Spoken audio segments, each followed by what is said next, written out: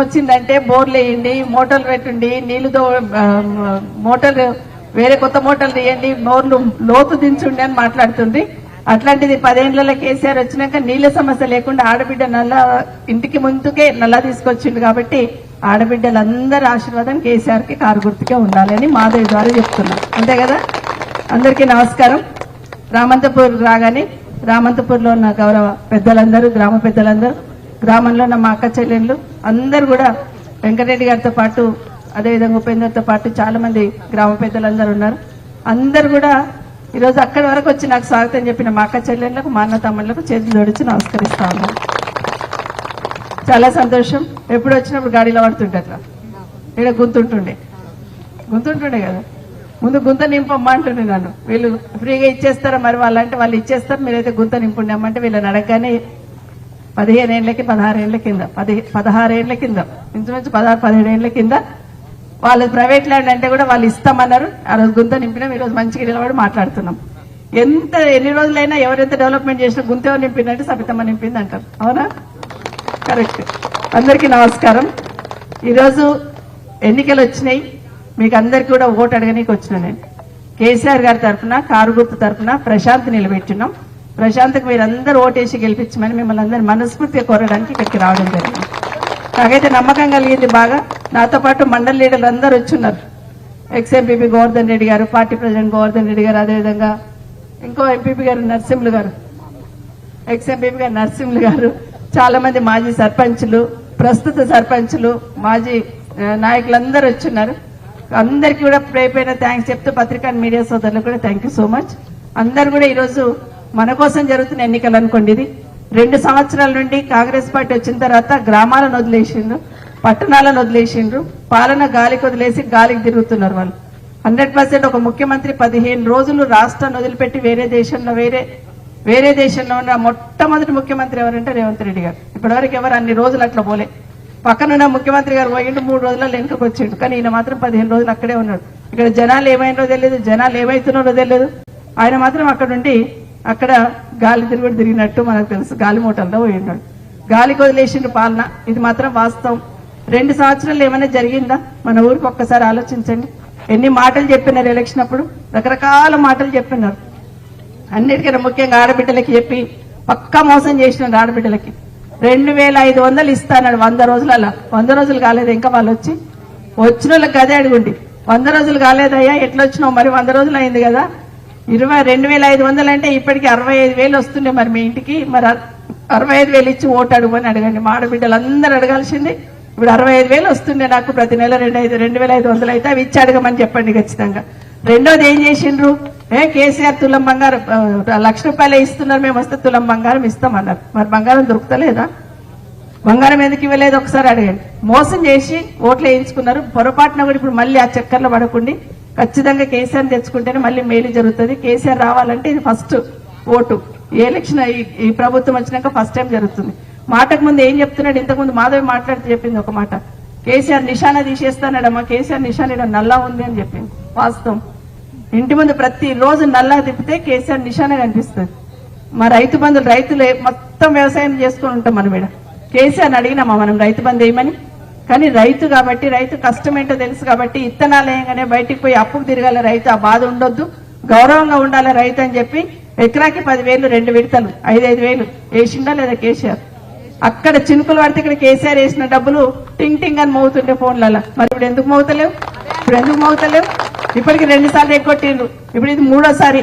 ఏం చెప్పిండు ఎలక్షన్ అప్పుడు వచ్చి కాంగ్రెస్ వాళ్ళు? 10,000 వేస్తున్నాడు కేసీఆర్, మేము వస్తే 15,000 వేస్తామన్నారు. ఎక్కడ 15,000? రైతు కూలీలకు కూడా ఇస్తామన్నారు 15,000. కౌలు చేసుకుంటున్న వాళ్ళకు కూడా ఇస్తామన్నారు. రైతుకి ఎట్లా ఇస్తామో 15,000 ఎకరాకి, కౌలు చేసుకున్న వాళ్ళకు కూడా 15,000 ఇస్తామన్నారు. మరి ఎక్కడ పోయినాయి మాటలని? ఒక్కసారి ఆలోచించండి. తగలాలి దెబ్బ. తగలాలంటే ఏడు తగలాలి? ఇప్పుడు ఓటు వేస్తే ఆడ తగులుతుంది దెబ్బ. కాబట్టి ఓటు వేయండి. ఇటు దొరకదు కదా. ఇప్పుడు వచ్చినప్పుడు ఎవరు వచ్చినా వేయమయ్యే మళ్ళీ చేస్తాం, మేమే రూలింగ్లు ఉన్నాం వేయి అంటారు. మరి 2 ఏళ్ళైంది రూలింగ్లు ఉండి ఎందుకు చేయలే? ఖచ్చితంగా గుర్తుపెట్టుకోమని చెప్తున్నాను.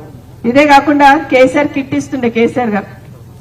నేను అడిగిన ఒక రోజు, కేసీఆర్ కిట్ అంటేనేమో పిల్లకి నూనె, సబ్బులు, గిబ్బులు, బట్టలు, ఆడబిడ్డకి చీర కూడా పెట్టిండు అట్లా.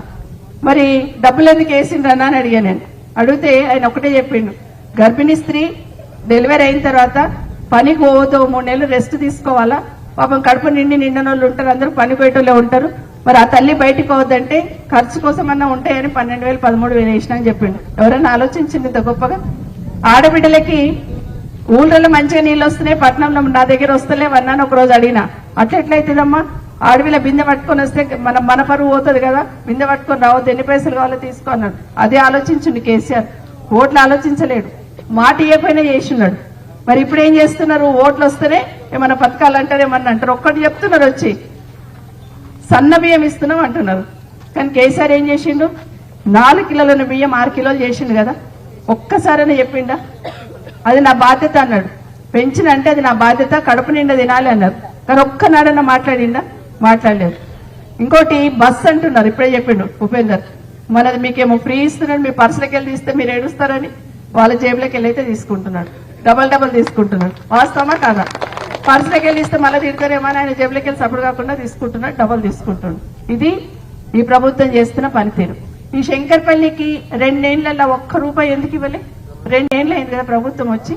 కేసీఆర్ వచ్చినప్పుడే ఆ పెద్ద రోడ్లు వేసిండు, కేసీఆర్ వచ్చినప్పుడే ఆ లైట్లు వేసిండు, కేసీఆర్ వచ్చినాకనే ఇవన్నీ చేసిండు కదా. మరి 2 ఏళ్ల నుండి ఎందుకు చేయలే?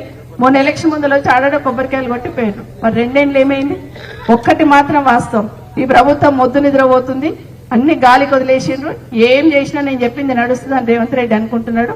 ఆయన దెబ్బ తలగాలంటే కర్రుగాల్చి వాత పెట్టాలంటారు. ఎడ్లకు బాగా వ్యవసాయదారులు అందరు ఇక్కడ. ఎద్దు నడవకపోతే ఏం చేస్తాం? పొడుస్తుంటాం. ఇగో ఇది కూడా అంతే. ఈ ప్రభుత్వానికి కనువిప్పు కలగాలంటే, ఈ ప్రభుత్వం కళ్ళు తెచ్చుకొని పాలన చేయాలంటే ఖచ్చితంగా కారు గుర్తు కొట్టేయండి, ఇక్కడ ప్రశాంత్ని గెలిపేయండి, ఇక్కడ ఉపేంద్ర కూడా ఆస్వాదించండి, ఆ పక్కన పోటీ చేస్తున్నాడు. కాబట్టి 2 సీట్లు నేను లెక్క రాసుకొని పోతున్నా.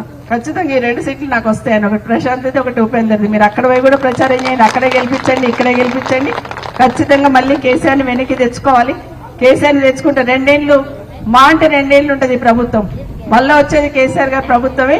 కేసీఆర్ గారి ప్రభుత్వం రూలింగ్ పార్టీలోనే మళ్ళీ వీళ్ళు కౌన్సిలర్లుగా ఉంటారు. పెద్ద ఎత్తున నిధులు తీసుకొద్దాం, ఈ ప్రాంతాన్ని మారుద్దామని మీకు అందరు కూడా మనవి చేస్తా ఉన్నాను. అందరూ టీవీలు చూస్తున్నారు, అందరు మాట్లాడుతున్నారు. పిల్లలకి 2 లక్షల ఉద్యోగాలు ఇస్తామన్నారు సంవత్సరానికి. ఎక్కడ పోయినాయి? కేసీఆర్ ఇచ్చిన ఉద్యోగాలు తప్పిస్తే మళ్ళీ ఉద్యోగాల గురించి మాట్లాడుతున్నారా? దయచేసి ఇవన్నీ గుర్తుపెట్టుకోండి. మాట్లాడాలంటే చాలా ఉన్నాయి. బీజేపీ వాళ్ళు ఇప్పుడే చెప్తున్నాడు, బీజేపీ వాళ్ళు ఏం చేసిందని ఓటు అడగనీకి వస్తారు. ఈ రామంతపూర్కి గతంలో ఎంపీ గారు 5 ఏళ్ళు ఉన్నాడు, మళ్ళీ ఇప్పుడు ఎంపీ గారు వచ్చి కూడా మళ్ళీ సంవత్సరం అయిపోయింది. మరి ₹1 పెట్టినారా? కానీ రాష్ట్రానికి కూడా బీజేపీ ప్రభుత్వం పైన ఉంది. ఈ రాష్ట్రానికి ఏమైనా డబ్బులు ఇచ్చున్నారా? దయచేసి ఇవన్నీ గుర్తుపెట్టుకొని ఖచ్చితంగా కేసీఆర్ వస్తేనే ఈ రాష్ట్ర కోసం కొట్లాడతాడు, కేసీఆర్ ఉంటే నీ రాష్ట్ర హక్కుల కోసం కొట్లాడతాడు, కేసీఆర్ ఉంటేనే నీళ్ల కోసం కొట్లాడతాడు, కేసీఆర్ ఉంటే ఒక తండ్రిలాగా తన్నులాడతాడు. కాబట్టి కేసీఆర్ గుర్తు, కారు గుర్తు ఖచ్చితంగా ఓటేసి రేవంత్ రెడ్డి గారు అన్నారు కదా నిశాన చెడిపేస్తానని, నేను నిశాన చెడపలేవు, ఇక ఇట్లా ఉంటుంది కేసీఆర్ నిశాన అని పెద్ద ఎత్తున ఓట్లేసి గెలిపించాల్సిన బాధ్యత మీ అందరి మీద ఉందని కూడా తెలియజేసుకుంటూ, జై తెలంగాణ, జై కేసీఆర్. మళ్ళీ వస్తాను, వీళ్ళని గెలిపించండి. చైర్మన్ తీసుకొని ధూమ్ ధామ్ వస్తాం. మళ్ళీ ఇప్పుడు ఇద్దరితో వచ్చినా కానీ అప్పుడు చైర్మన్, వైస్ చైర్మన్ ముగ్గురితో కూడా కలిసి పెద్ద ఎత్తున ధూమ్ ధామ్ చేసుకుందాం ఇక్కడ వచ్చి. అప్పుడు ఇక్కడ ఉన్న సమస్యలు మాట్లాడతాను. ఎందుకంటే చాలా మంది అమ్మలకి పెన్షన్ వస్తలేదు, 2 ఏళ్ళ. ఏం చెప్పిండు? 100 రోజులలో పెన్షన్ రాస్తాడు. ఇంకోటి ఏం చెప్పిండు? 2,000 వస్తున్నాయా? కేసీఆర్ 2,000 ఇస్తున్నాడా? నేను వస్తే 4,000 ఇస్తా. ఇగో ఇప్పుడు తీసుకోకుండా పెన్షన్ ఎలక్షన్ కాగానే తీసుకోండి 4,000 ఇస్తాడు. ఎక్కడ పోయినాయి 4,000? అవ్వకొక్కదానికి ఇస్తున్నాడా? తాతకి ఇస్తలేడా? తాత కూడా ఇస్తా అన్నాడు. ఎక్కడ పోయినాయి? ఇవన్నీ కాదా మాట ఇచ్చింది? స్కూటీలు ఇస్తా అన్నారు చదువుకున్న పిల్లలకి. ఎక్కడ పోయినాయి? 5 లక్షలు చదువుకున్న పిల్లలకి డిపాజిట్ చేస్తాడు. ఎక్కడ పోయినాయి మాటలు? ఉన్న కేసీఆర్ కిట్ కూడా ఎత్తేసిండు. ఇప్పుడు ఒకటి తీసేస్తా ఉన్నాడు. దయచేసి మీరు అందరు గుర్తు పెట్టుకొని మళ్ళీ మోసపోకండి. మోసపోతే గోసపడతామని కేసీఆర్ గారు చెప్తుంటారు కదా, మోసపోకండి. ఖచ్చితంగా కేసీఆర్ని తెచ్చుకుందాం. ఇంటి పార్టీలాగా, ఇంటి మనిషిలాగా ఆయన ఇక్కడ ఒక్కొక్క విషయాన్ని చూస్తుంటాడు. ఎప్పుడు మమ్మల్ని ఏమడుగుతుండే ఎలక్షన్ మన కేబినెట్ మీటింగ్ కాగానే, రైతులు పండించిన పంటలు అమ్ముకుంటున్నారా? ఎట్లా పోతున్నాయి ధర? మరి శంకరపల్లిలో కూరగాయలు పండిస్తారు కదా, ఎట్లా తీసుకుపోతున్నారు వాళ్ళు? కరోనా అప్పుడైతే సొంత బిడ్డలు ఇదైతే ఎంత ఇబ్బంది పడతాడో అంత ఇబ్బంది పడ్డాడు. రైతులు పంట పండించుకున్నారు కదా, పొలం కాడిపోయి కొనండి, వాళ్ళ కష్టం కావద్దని ఒక్కొక్కటి ఆలోచించింది. నిన్నగాక మొన్న మనం ఎకనామిక్స్ సర్వే చదువుకున్న పిల్లలకు ఐడియా ఉంటుంది. రాష్ట్రంలో 10 ఏళ్లలో కేసీఆర్ గారు 90 లక్షల ఎకరాలకు కొత్తగా నీరు ఇచ్చిందన్నారు. కానీ 90 లక్షలు ఇచ్చిన నీరు ఇచ్చిన కేసీఆర్ గారికి ఈరోజు కాళేశ్వరం కమిషన్ అని ఈరోజు సతాయిస్తున్నాడు రేవంత్ రెడ్డి గారు. ఆయన ఒక పని చేయకపోగా ఎట్టి పరిస్థితులలో కేసీఆర్ గారిని సతాయించాలా. మీరు అందరు విన్నారు, ఏడు మైక్ పట్టుకున్న కేసీఆర్ తిట్టకుండా ఊకుంటాడు ఆయన. కేసీఆర్ నిద్రలో కూడా ఆయన కేసీఆర్ గుర్తుకొస్తాడు. కేసీఆర్ తిట్టకుండా అస్సలు వినడు. ఎవరన్నా మన పక్కనున్న ఇంటిని మన బాగా పగోని కూడా మనం సావమాన్ కోరం కదా, మనకి ఇచ్చేసిన పగోనికి కూడా మనం సావమాన్ కోరం. అట్లాంటిది రేవంత్ రెడ్డి మైక్ పట్టుకుంటే కేసీఆర్ని సావు నీళ్లలో దుంకని మాట్లాడుతున్నాడు. 10 సంవత్సరాలు ముఖ్యమంత్రిగా పనిచేసి 14 సంవత్సరాలు ఉద్యమం చేసిన ఒక పెద్ద మనిషిని పట్టుకొని అన్నన్ని మాటలు అనొచ్చా? ఒక్కసారి ఆలోచించండి. మన తండ్రి ఆ స్థానంలో ఉన్న మనం మాట్లాడతాం ఎంత దుర్మార్గంగా మాట్లాడుతున్నాడో.